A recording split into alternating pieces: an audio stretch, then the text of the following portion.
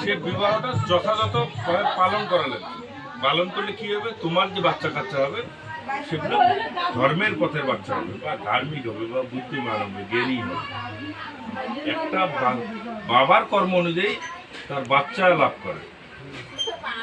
অনেকে আমাদের ধর্মে দেখছি সাধনা করে, তপস্যা করে বাচ্চা নেয়।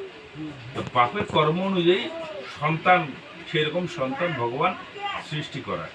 তা তোমার কর্ম যদি খারাপ হয় তাহলে তোমার সন্তান ভালো হবে না।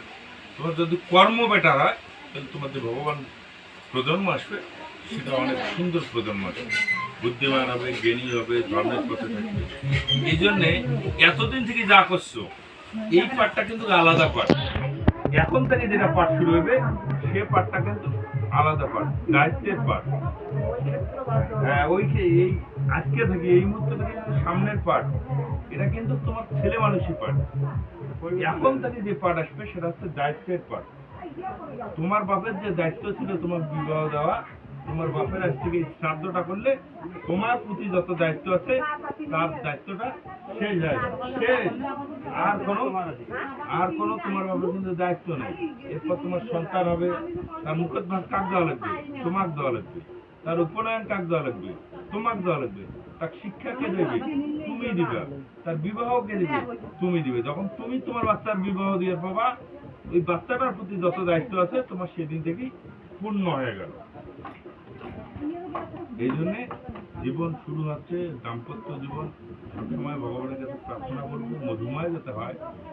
দাম্পত্য জীবনের পাশাপাশি তোমাকে এই কর্মগুলো করা লাগবে, টিউশনটা করা লাগবে, গুরুর কাছ থেকে জ্ঞান আহরণ করতে হবে, গায়ত্রী মন্ত্র জপ করতে হবে, এবং তোমার বউকেও সেই পথে পরিচালনা করা লাগবে। তাহলে ভগবানের প্রাপ্তি হবে বা ভগবানের সান্নিধ্য লাভ হবে। আর ভগবানের সান্নিধ্য লাভ হলে সুসন্তান, সুপুত্র জন্মগ্রহণ করবে। এই ভগবান তো মানুষের পেটেই জন্মগ্রহণ করছে, সেটা কর্ম অনুসারে।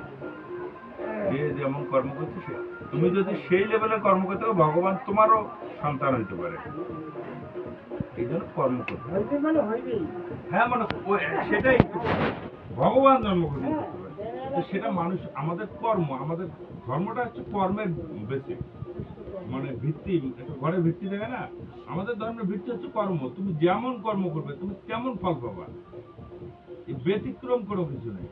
তুমি ভালো কর্ম করবা, সবাই ভুট্টা লাগাইছে, যে ভুট্টা বেশি ভালো কর্ম করছে তার ক্ষেত্রে অবশ্যই ভালো হয়েছে। এই জ্ঞান আহরণ করবে, ধর্মের পথে থাকবা, নিজের বাচ্চা কাচ্চাকে ধর্মের পথে নিয়ে আসবা, নিজের বউকে ধর্মের পথে অনুসরণ করবা, তাহলে ভগবান প্রাপ্ত।